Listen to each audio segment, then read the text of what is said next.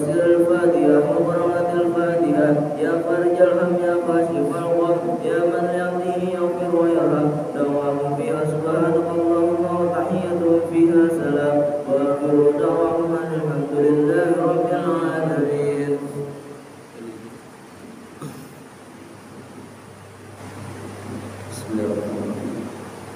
Assalamualaikum warahmatullahi wabarakatuh. Alhamdulillahirabbil alamin wassalatu wassalamu ala asyrofil anbiya'i wal mursalin sayyidina wa maulana Muhammadin wa ala alihi wa sahbihi ajmain, amma ba'du. Puji syukur marilah kita panjatkan kehadirat Allah Subhanahu wa taala atas limpahan nikmat-nikmatnya yang selalu diberikan kepada kita semua. Di antaranya kita masih tetap diberi nikmat iman, nikmat Islam, nikmat kesehatan, dan nikmat panjang umur. Sehingga ba'da Isya ini di malam Jumat kita masih dapat memakmurkan masjidnya Allah dengan berzikir, membaca surat Yasin, berdoa kepada Allah Subhanahu wa taala, dan dilanjutkan dengan kultum. Mudah-mudahan kegiatan ini dicatat pahala dari Allah Subhanahu wa taala. Amin ya rabbal alamin. Salawat dan salam semoga Allah limpahkan pada junjungan kita baginda Nabi besar Muhammad sallallahu alaihi wasallam beserta para keluarganya, para sahabatnya, dan kepada kita sebagai pengikut ajarannya. Kita usahakan memiliki kecintaan kepada para ulama, kepada para habaib, kepada orang-orang soleh. Amal-amal kita ini sedikit. Dengan kita memiliki kecintaan kepada habaib, ulama, orang-orang soleh, insya Allah kita digolongkan oleh Allah bersama mereka masuk surganya, ke surganya Allah Subhanahu wa taala. Jadi begitu juga kita berharap syafaat dari Rasulullah SAW, karena dengan syafaat Rasulullah itu bisa jadi penyebab masuk surganya kita melalui syafaat Rasulullah. Karena kalau kita mau jujur, amal-amal kita itu sulit untuk diterima oleh Allah Subhanahu wa taala. Contohnya sholat kita. Sholat kita sering tidak tepat waktu.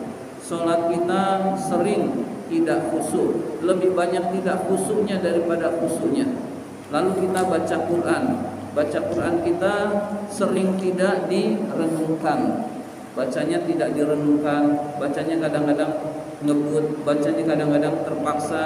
Jadi amal-amal soleh itu kalau kita renungkan jarang sekali yang sulit sekali untuk diterima oleh Allah. Misalkan kita sedekah biasanya pengen dipuji oleh orang lain. Jadi amal kita itu kalau mau jujur banyak kekurangannya. Kalau tidak dibantu syafaat dari Rasulullah, maka sulit untuk masuk surga. Maka kita harus rajin berselawat kepada Rasulullah, karena orang yang paling berhak mendapatkan syafaat adalah orang yang paling banyak berselawatnya kepada Rasulullah sallallahu alaihi wasallam. Sekarang ini ada fenomena, yaitu seolah-olah habib dan ulama sedang dipisahkan, sedang diadu domba. Ada habib itu dikatakan nasabnya nggak sampai kepada Rasulullah. Yang mengucapkan itu, yang punya buku itu namanya Imaduddin. Kemudian Imaduddin itu nantang berdebat, didatangi nama Habib Hanif, nggak mau keluar. Nerima berdebat, nggak mau ikut. Jadi sudah nantang berdebat, menuduh Habib nasabnya terputus, giliran diajak diskusi nggak datang. Nah itu Imaduddin namanya. Nggak usah nyebut kiainya karena nggak pantas disebut kiai. Ya, jadi namanya Imaduddin. Jadi menganggap nasab habaib itu terputus, berarti dia menuduh habaib itu bukan suriah Rasul. Saya berkeyakinan golongannya Imaduddin CS itu diantaranya juga Gus Fuad Kleret. Kalau kita tahu channelnya Gus Fuad Kleret, itu orang-orang pembenci habaib. Jadi kita usahakan cinta kepada habaib, cinta kepada ulama, mau ulama Nusantara, mau ulama non Nusantara, tetap kita cinta. Habaib juga cinta, ulama-ulama siapapun kita cinta. Insya Allah kita digolongkan oleh Allah masuk surga bersama para ulama. Hadirin sekalian, kita bisa bayangkan orang yang benci kepada habaib ingin mendapatkan syafaat dari Rasulullah, itu kira-kira nggak mungkin dapat. Hadirin sekalian, kenapa nggak mungkin dapat? Dia pengen berharap syafaat Rasulullah, sementara zuriyahnya dia musuhi, dia benci.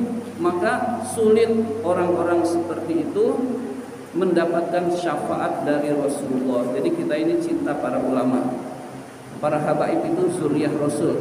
Kita takzim, lalu kita muliakan beliau, lalu kita hormati beliau, lalu kita tetap takzim kepada para habaib dan para ulama. Jadi usahakan kita seperti itu dan tidak terpengaruh kepada adu domba. Ulama Nusantara harus lebih dihormati, tidak seperti imigran Yaman. Nah, imigran Yaman itu maksudnya para habaib disebut imigran Yaman, itu pun udah kata-katanya kurang bagus seperti itu. Jadi usahakan kita tetap cinta para habaib, cinta para ulama. Jadi ahlus sunnah wal jamaah itu pasti cinta kepada para habaib. Ya Hadrosim Hasim Asy'ari, pendiri NU, beliau cinta kepada habaib dan lain sebagainya.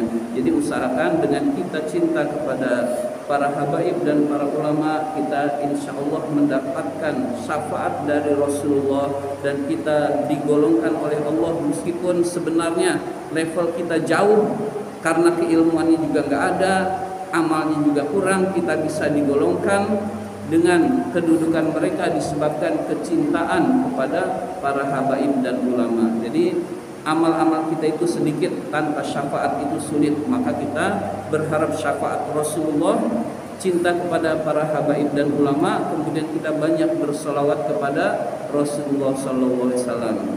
Di pengajian ini usahakan kita istiqomah. Ternyata pengajian malam Jumat ini, meskipun yang hadir dikit, niat istiqomah untuk hadir, insya Allah bermanfaat dunia dan akhirat.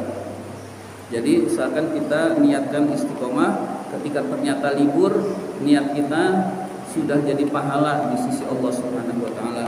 Demikian yang dapat saya sampaikan. Terima kasih atas perhatian. Mohon maaf apabila ada kata-kata yang kurang berkenan. Wabillahi taufiq wal hidayah. Wassalamualaikum warahmatullahi wabarakatuh.